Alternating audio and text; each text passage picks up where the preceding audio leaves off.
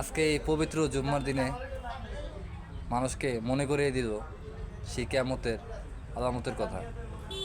এই 10 মিনিট আগে বিশাল বড় একটা ভূমিকম্প হয়েছে, কয়েক সেকেন্ডের জন্য যেভাবে নাড়াচাড়া দিয়েছে, তো সেইভাবে যদি মানুষের মনটা নাড়াচাড়া দিত তাহলে আল্লাহর ঘরে মানুষ পড়ে থাকতো, ইবাদত করতো। আজকে আমাদের ইবাদত বন্দিকে আমরা না করাতেই আজকে আমাদের নিজের দুর্দশা আমরা নিজেরা টেনে এনেছি। আমাদের চোখের সামনে একজনের ছাদের থেকে শাটারিং ভেঙে তো তার মাথা ফেটে গেছে। সে একটা মুরব্বী মানুষ, তার মাথায় আঘাত লাগছে, ইট পড়ছে, ইট পড়ে মাথা ফেটে গেছে।